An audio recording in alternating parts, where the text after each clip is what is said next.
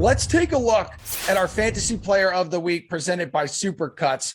We're dishing out the hardware to Luka Doncic of the Dallas Mavericks. The man was unstoppable in their Game 7 blowout win over Phoenix. And for the series, look at this. He averaged more than 60 DK fantasy points per game, capping it off with a 35-point, 10 rebounds, 61 fantasy point effort in Game 7, sending the Mavs to the Western Conference Finals, where they will clash with Golden State starting tonight in Game 1. DraftKings contributor Nick Friar, Rotowire's Nick Whalen are here. We got that big Nick energy, baby. So, Friar, how the heck does Golden State defend this dude? Klay Thompson said the two keys are play your hardest and trust your teammates, which sounds easy enough. Yeah, it sounds like it was one of those not answers that we get from a lot of NBA players. Yep. They just like, yeah, just stop asking me stupid questions. You're not gonna give away their strategy, of course, right before the series starts. But I mean, when you got guys like Andrew Wiggins, Draymond Green, Otto Porter Jr., depending on how he's feeling, Klay Thompson himself,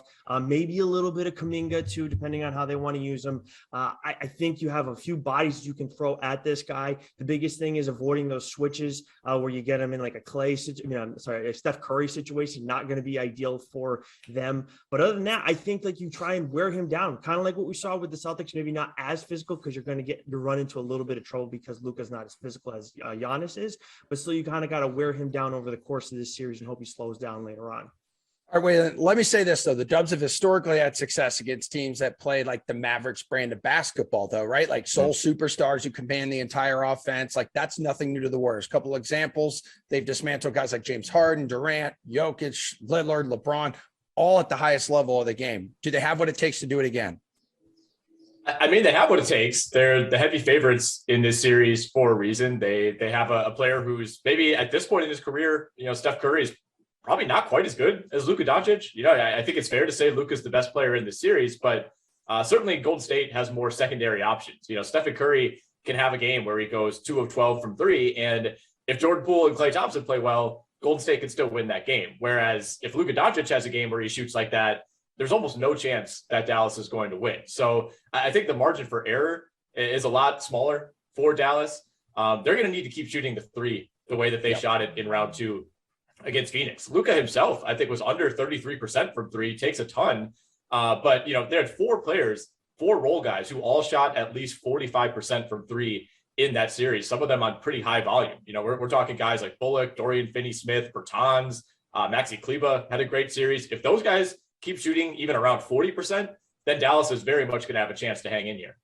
Yeah, you need that supporting cast. Brunson and Dinwiddie just continue to play exceptionally well, which they have up to this point. Let's get into some betting talk here for Game 1. Whalen, the Warriors 5-point favorites here. Can they cover that spread tonight? Do you anticipate them doing so?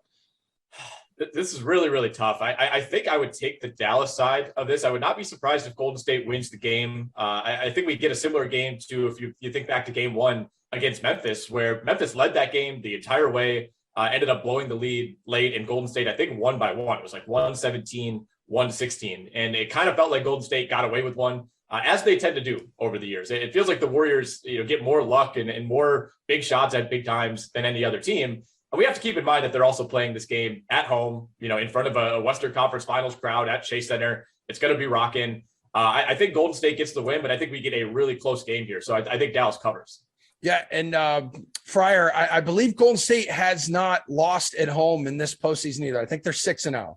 Yeah, so I mean, thinking, backing them to go and win, sure, but I think that the Mavs are going to cover. I am with Nick on this one because looking at what happened in that first series where the Grizzlies, had them right up against it, they ended up covering that one. I was kind of blown away there. But still, I think when I look at the Mavericks, it is kind of similar to the Grizzlies in the sense that this is an inexperienced team that is at a level that they, maybe this year they expected to reach or whatever, but just year in, year out, they're not getting there. So now they're going to try and come out and throw haymakers early. Obviously, with a guy like Luka, you can do something like that. So I have no problem saying that the Mavs are going to cover here. All right, then what are your thoughts on the total? It feels maybe a little too low here, Friar, because it's sitting at 214.5. So I do like the over here, but Lou, and I'm looking at why this total is so low. I think part of it has to be the Mavs have one of the slowest paces in the postseason right now. Of the teams left, I believe they have the lowest. And obviously with the Warriors, what happened last series too, it was kind of weird, really up and down.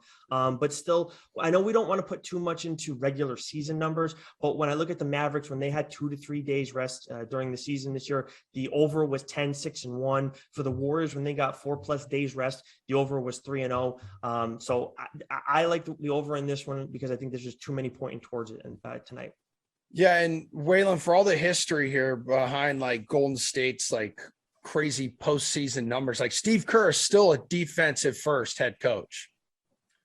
Yeah, he is. I think that's the style that Golden State would probably prefer to play, but ultimately they have the personnel to run and gun and beat this Dallas team in transition. I don't really know where I come in on this total yet. I have to dig into the numbers a little bit more. I think I am with Nick, though. I think I lean slightly over here, but again, Dallas, like Nick said, is totally comfortable slowing this game down. Like first thing you notice when you watch Luka Doncic play is that he never seems to change speeds at all. He's always at that like 60% trot at all times, no matter what.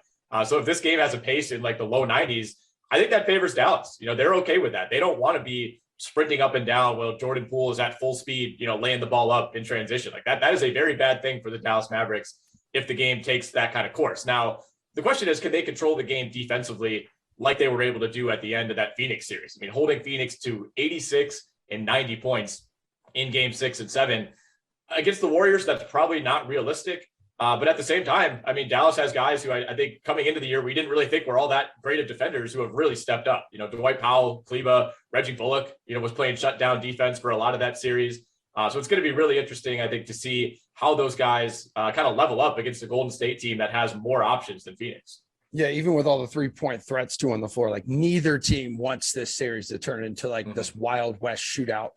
Guys, put on your DFS caps here for me. Hook me up with your favorite play in a showdown contest for this game, Whalen. Well, I mean, obviously you want to captain Luka Doncic tonight, but it's going to cost you. I mean, it's north of 20K. And at that point, you're looking at like 2 or 3 pretty big time scrubs. So you got to be hoping like Frank Ntilikina or Davis Bertans goes off at the bottom of your lineup. So I don't know if I would necessarily advise that. Obviously, you want to get Luka in there somewhere, but even if you go down and just captain Steph Curry, that opens things up a little more. If you captain Jordan Poole, that would be, in my opinion, a pretty solid option. I mean, you could even go Draymond Green, who I know offensively, it's kind of a mess. He's fallen so far from where he was, seemingly since whoever made that meme where it says that he shoots like he has a backpack on. Ever since that moment, he's just not been able to shoot. But still rebounds, still racks up defensive stats, still racks up a bunch of assists for his position. But my number one piece of advice would be probably don't captain Luka, unless you think he's got like a 45, 15, and 10 in him tonight, which maybe he does. Who knows? Okay. Friar, do you think his production so far this postseason is more than enough to justify his price tag at captain? Yeah, I mean, I kind of do. And that's why I kind of took this as like trying to find some salary savers for you guys. I think if you're looking on the Maverick side of things, of course, Dwight Powell isn't getting a ton of minutes, but at 3.4K, you do know he's going to put in some work on the glass. And as much as we did see Kleba have a pretty good series last series, we saw Powell kind of step up a little bit later on in the series too. So at 3.4K, he can kind of cover that price. If you want to save even more, if you need someone in that 2K range, I think Kuminga is a legitimate option too. I know there's a whole thing going on with him and John Morant right now after Kuminga didn't play in game 6, but still, I think when you look at this series and what they're going to do defensively, you're going to have him in the mix, whether or not he's starting. So I think those are 2 guys that you can save big with. All right, before you take off, Friar, NBA draft lottery was last night. Magic win the thing. I mean, what was your reaction to the results that we saw? Yeah, the Thunder one is the one that I care about the most. I love seeing them get the number 2 pick because I will never forget the day after Paul George got traded. It was a very busy day for me work-wise, and I'm also a big Paul George guy, at least I used to be. But looking back on it now, Sam Presti made a great move, dumping those guys off and getting what he's getting now. Got a choice between Jabari Smith and Chet Holmgren, whoever the Magic don't end up taking. I think they're in a great spot now, and I'm very excited to see what their future looks like. All right, Whalen, anybody get screwed last night?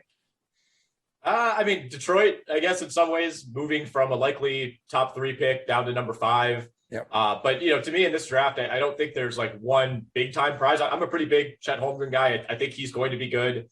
So, missing out on that possibility likely at number 1.